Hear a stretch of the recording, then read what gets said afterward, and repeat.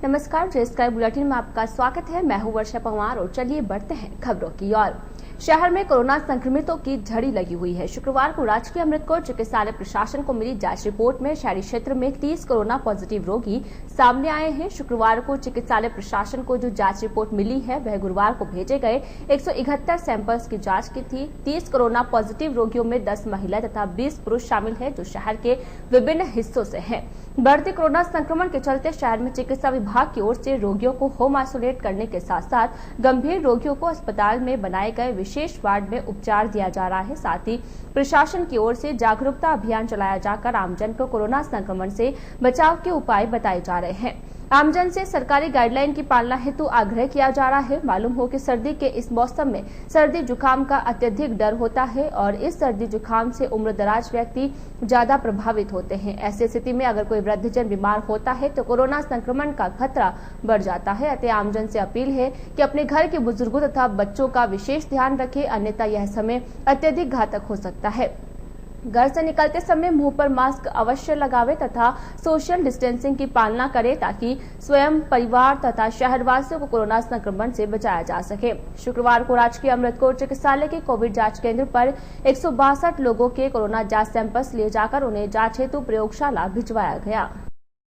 शहर के अजमेरी गेट स्थित बंशी भवन में शुक्रवार को रानी सती दादी जी के संगीतमय मंगल पाठ का आयोजन किया गया। दिनेश कुमार, मुकेश कुमार गोयल परिवार की ओर से सुरभि गोयल के शुभ विवाह के अवसर पर आयोजित मंगल पाठ के दौरान गोपाला ग्रुप के सतीश कुमार सिकरवार ने दादी जी के दरबार में संगीतमय मंगल पाठ की प्रस्तुति देकर उपस्थित सभी को भाव विभोर कर दिया।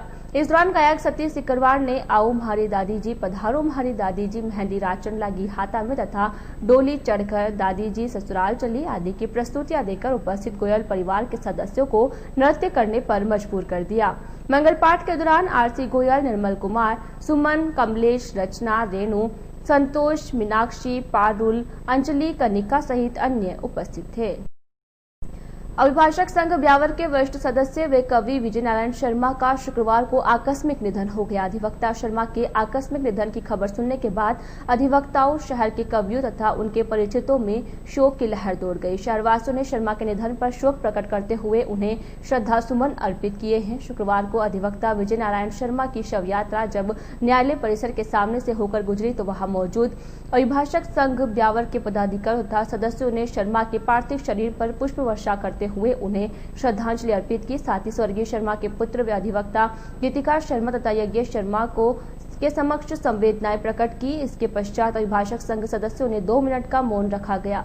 इस दौरान संघ अध्यक्ष भूपेंद्र सिंह तोमर, ऋषिराज सिंह, मोहनलाल, टेकम सिंह चौहान, मोहनलाल शर्मा, ब्रजमोहन सिंह, कमल आचार्य सहित अन्य अधिवक्ता गण उपस्थित थे। इसी प्रकार शहर के कई संगठनों के पदाधिकारी तथा आमजन ने भी शर्मा के निधन को एक अपूरणीय क्षति बताते हुए परमपिता परमेश्वर से उन्हें अपने श्री चरणों में स्थान देने की प्रार्थना की है।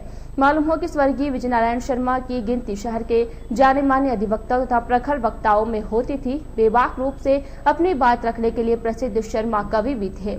शहर की विभिन्न साहित्यिक संस्थाओं से जुड़े रहकर उन्होंने कवि सम्मेलनों में हिंदी में कविता पाठ किया। शहर में बढ़ते कोरोना संक्रमण को देखते हुए शहर में बिना मास्क घूमने वालों के खिलाफ शुक्रवार से प्रशासन की ओर से सख्ती शुरू की गई। इस दौरान शुक्रवार को नगर परिषद के कर्मचारियों ने शहरी क्षेत्र में कार्यवाही करते हुए बिना मास्क घूमने वालों तथा सोशल डिस्टेंसिंग का उल्लंघन करने वालों के खिलाफ चालान बनाते हुए जुर्माना राशि वसूल की।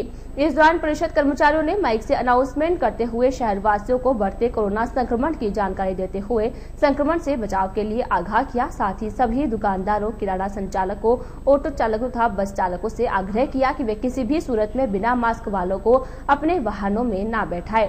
कार्यवाही के तहत शुक्रवार को नगर परिषद के स्वास्थ्य निरीक्षक हरिराम लखन ने सफाई जमादारों तथा कर्मचारियों के साथ भगत चौराहा क्षेत्र में कार्यवाही को अंजाम देते हुए आमजन कोरोना संक्रमण से बचाव के लिए मास्क लगाने के लिए प्रेरित किया।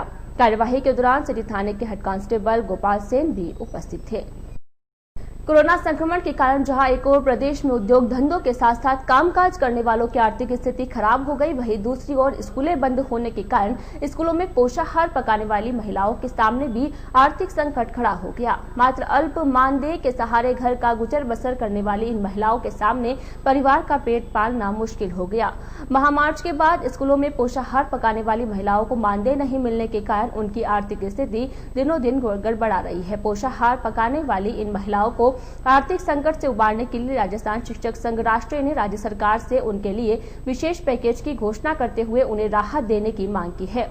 संघ के गुरुचरण गोयल ने बताया कि संघ ने राज्य सरकार व शिक्षा विभाग से पुरजोर मांग की है कि पोषाहार पकाने वाली महिलाओं के मात्र 1340 रुपए का मासिक भुगतान किया जाता था। इस भुगतान के सहारे ही यह महिलाएं अपने परिवार का भरण पोषण करती थी, लेकिन मार्च महीने के पश्चात लॉकडाउन लगने के बाद से प्रदेश भर में स्कूलें बंद है, जिसके चलते स्कूलों में पोषाहार नहीं पकाया जा रहा है, जिसके कारण इन महिलाओं को मानदेय का भुगतान नहीं किया जा रहा है। इतना ही नहीं, लॉकडाउन के कारण मार्च माह से पूर्व का भुगतान भी बकाया चल रहा है, जिसका भी भुगतान सरकार की ओर से नहीं किया गया है। गोयल ने राज्य सरकार से पोषाहार पकाने वाली महिलाओं के लिए विशेष पैकेज की घोषणा कर उन्हें शीघ्र ही राहत देने की मांग की है।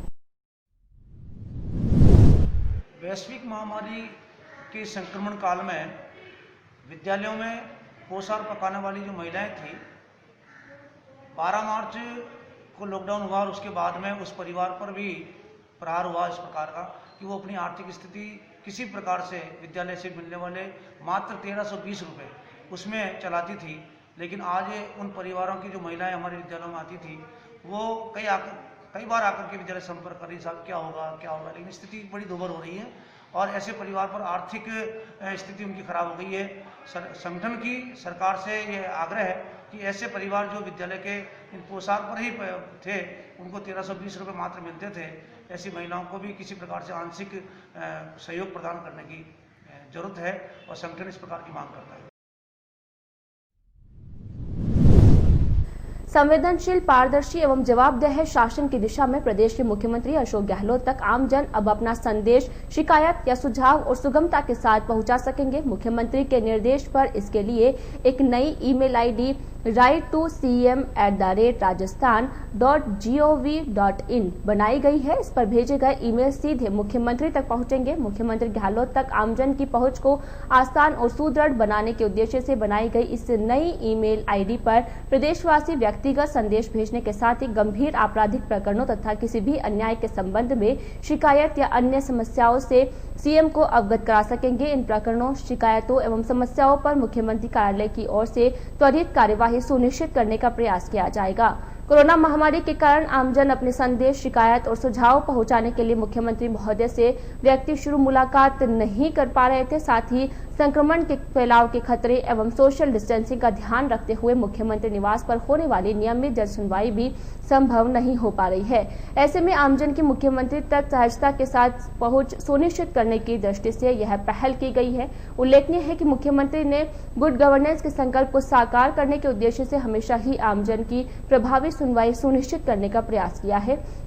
अपने पिछले दोनों कार्यकाल के साथ ही वर्तमान कार्यकाल में भी मुख्यमंत्री अपने राजकीय निवास पर स्वयं जन सुनवाई करते रहे हैं, लेकिन कोविड-19 महामारी के इस दौर में व्यक्ति शुरू जन सुनवाई संभव नहीं हो पा रही है। इसे देखते हुए उन्होंने तकनीकी नवाचारों के जरिए आमजन की सुनवाई सुनिश्चित करने का प्रयास किया है। शहर के एसडी कॉलेज में 6 दिसंबर को डॉक्टर भीमराव अंबेडकर पर राष्ट्रीय स्तर की देव संगोष्ठी का आयोजन किया गया। एसडी कॉलेज प्राचार्य डॉक्टर अरुण गुप्ता के अनुसार उक्त गोष्ठी का आयोजन बाबा साहेब के परिनिर्वाण दिवस के मौके पर कॉलेज शिक्षा आयुक्तालय के निर्देश पर किया जा रहा है। संगोष्ठी आयोजन सचिव डॉक्टर MR सिमारिया ने बताया कि राष्ट्र निर्माण में बाबा साहेब डॉक्टर भीमराव अंबेडकर का योगदान विषय पर आयोजित राष्ट्रीय वेब संगोष्ठी में उच्च शिक्षा मंत्री भंवर सिंह भाटी मुख्य अतिथि होंगे। मालूम हो कि बाबा साहब ने अपना पूरा जीवन भारतीय समाज में मानवतावादी मूल्यों की स्थापना हेतु समर्पित कर दिया था। यह संगोष्ठी डॉक्टर अंबेडकर के राष्ट्र निर्माण में योगदान पर सामाजिक कार्यकर्ताओं, शोधार्थियों एवं प्रोफेसरों को मंच प्रदान करने के लिए किया जा रहा है। प्राचार्य डॉक्टर अरुणा गुप्ता ने बताया कि यह महाविद्यालय विगत कई वर्षों से राष्ट्र निर्माण एवं उच्च शिक्षा में अपना योगदान देता आया है। संगोष्ठी में planning care person professor Shakti Kumar मुख्य वक्ता के रूप में होंगे। संगोष्ठी के कन्वीनर प्रोफेसर जलालुद्दीन काठात ने बताया, शुक्रवार तक 1800 लोगों ने अपना पंजीयन करवा लिया है। साथ ही वेबिनार की पूर्व रिहर्सल भी संपन्न कर ली गई है। सिटी थाने में शुक्रवार को थानाधिकारी संजय शर्मा के सानिध्य में शांति समिति सदस्यों की एक आवश्यक बैठक का आयोजन किया गया। बैठक में बड़ी संख्या में शांति समिति सदस्यों ने शिरकत की। बैठक के दौरान थानाधिकारी संजय शर्मा ने समिति सदस्यों से आगामी 6 दिसंबर को देश भर में बाबरी विध्वंस की बरसी पर मनाए जाने वाले शौर्य दिवस, स्वाभिमान दिवस तथा काला दिवस पर कानून व शांति व्यवस्था को लेकर चर्चा की। थानाधिकारी शर्मा ने बताया कि चूंकि वर्तमान में कोरोना संक्रमण का दौर चल रहा है और देश भर में कहीं पर भी किसी प्रकार की आयोजन को लेकर अनुमति नहीं दी जा रही है, अतः 6 दिसंबर को ब्यावर शहर में भी कानून व्यवस्था को बनाए रखने में अपना सहयोग प्रदान करें। मालूम हो कि जिला पुलिस अधीक्षक ने जिले के सभी थानाधिकारियों को एक पत्र जारी कर इस संदर्भ में अपने अपने थाने को शांति समिति सदस्यों के साथ बैठक कर चर्चा करने के निर्देश दिए थे। इसको लेकर शुक्रवार को सिटी थाने में उक्त बैठक का आयोजन किया गया। बैठक में शांति समिति सदस्य सतवीर सिंह सत्तू, पप्पू पहलवान, गोविंद शर्मा, राम पंजाबी, आनंद मित्तल, तरुण दादीश तथा लक्ष्मी नारायण आदि उपस्थित थे। नगर परिषद प्रशासन ने शुक्रवार को शहर के मसूदा रोड मारोठिया पुलिया स्थित नदी की भूमि पर किए गए पक्के अतिक्रमण को ध्वस्त किया है। हालांकि इस दौरान अतिक्रमी की ओर से नगर परिषद की कार्यवाही को अवैध बताते हुए विरोध किया गया, लेकिन अतिक्रमण दस्ते के कर्मचारियों ने विरोध को दरकिनार करते हुए नदी की भूमि पर किए गए अतिक्रमण को जेसीबी की सहायता से ध्वस्त कर दिया। नगर परिषद के जयन चिराग गोयल ने बताया कि मसूदा रोड मारोठिया पुलिया के पास स्थित खसरा संख्या 596 नदी की भूमि पर दीपक यति द्वारा अतिक्रमण कर पक्का निर्माण करने की शिकायत नगर परिषद प्रशासन को मिली थी। शिकायत के बाद नगर परिषद प्रशासन ने अपनी ओर से विवादित स्थान का नापचौप करवाया गया। नगर परिषद तथा राजस्व विभाग की टीम की ओर से किए गए नापचौप में दीपक यति की ओर से किया गया निर्माण अवैध अतिक्रमण की जद में पाया गया। इस दौरान परिषद की टीम ने अवैध अतिक्रमण दीपक यति को निर्माण नहीं करने के लिए पाबंद किया गया था। बावजूद इसके यति की ओर से नदी की भूमि पर अतिक्रमण किया जाकर पक्का निर्माण कर लिया गया। इस पर नगर परिषद आयुक्त ने यति के खिलाफ कार्यवाही के आदेश जारी करते हुए नगर परिषद अतिक्रमण शाखा को उक्त अवैध निर्माण को ध्वस्त करने के निर्देश दिए। नगर परिषद आयुक्त के निर्देशों की पालना में शुक्रवार को अतिक्रमण शाखा प्रभारी सुरेश काठात के नेतृत्व में टीम जेसीबी मशीन के साथ मौके पर पहुंची तथा अतिक्रमण हटाने की कार्यवाही शुरू की। बताया जा रहा है कि इस दौरान अवैध अतिक्रमण का निर्माणकर्ता खेत मालिक परिवार के सदस्य मौके पर पहुंचे तथा परिषद की कार्यवाही का विरोध किया। विरोध करने वालों का आरोप था कि पूर्व में पटवारी की ओर से किया गया नापचौप सही नहीं है, जबकि नाप के अनुसार यह जमीन उनके मालिकाना हक की है। थोड़ी देर तक पड़े व्यवधान के बाद परिषद के कर्मचारियों ने विरोध करने वालों को वहां से हटाया। उसके बाद जेसीबी की सहायता से अवैध निर्माण को ध्वस्त कर दिया गया। कार्यवाही के दौरान नगर परिषद एएन चिराग गोयल, अतिक्रमण शाखा प्रभारी सुरेश काठात, भानु प्रताप सहित सफाई कर्मचारी शामिल थे। आज आयुक्त नगर परिषद ब्यावर महोदय के निर्देशानुसार आज दिनांक 4 दिसंबर 2020 को 3 बजे मारोटिया पुलिया मसूदा रोड के पास में अतिक्रमण किए गए 596 नंबर खसरे में नदी की भूमि पर किए गए अतिक्रमण को हटाने के निर्देश प्राप्त हुए। निर्देशों की पालना में आज 3 बजे अतिक्रमण टीम द्वारा अतिक्रमण को हटा दिया। निकटवर्ती ग्राम रानीसागर निवासी एक महिला के साथ एटीएम के माध्यम से बैंक खाते से 27,000 की ठगी का मामला सामने आया है। जानकारी के बाद महिला ने इस संदर्भ में बैंक प्रबंधन तथा सिटी थाना पुलिस को लिखित शिकायत दी है। जानकारी के अनुसार खरवा रानीसागर निवासी श्रीमती कमला पत्नी गुलाब रावत ने ब्यावर स्थित स्मॉल फाइनेंस बैंक से 50,000 रुपए का लोन लिया था। पीड़िता ने बताया कि लोन राशि आने के बाद उसके खाते से 4 किस्त एडवांस के रूप में 10,975 रुपए की राशि कटी गई। इसके पश्चात उसके खाते में 36,276 रुपए की राशि शेष रह गई। कमला ने बताया कि उसने 11 नवंबर से खाते से 10,000 रुपए की राशि एटीएम से निकलवाई थी। 10,000 रुपए निकलवाने के बाद उसके खाते से 26,276 रुपए की राशि शेष बची थी।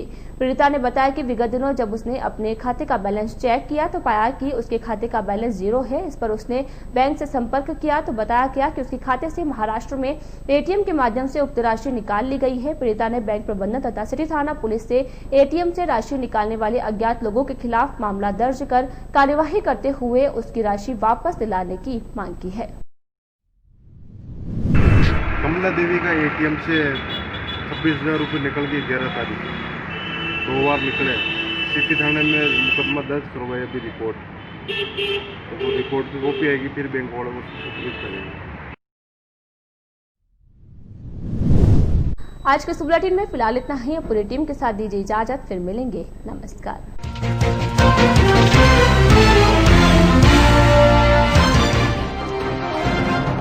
बंशी भवन में संगीतमय मंगल पाठ का आयोजन। मंगल पाठ के दौरान झूम उठे श्रद्धालु।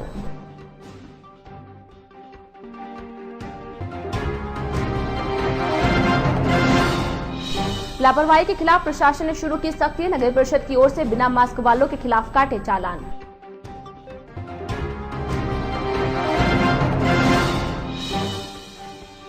अभिभाषक संघ ब्यावर के वरिष्ठ अधिवक्ता विजय नारायण शर्मा का निधन। अभिभाषक संघ पदाधिकारियों ने अर्पित की श्रद्धांजलि।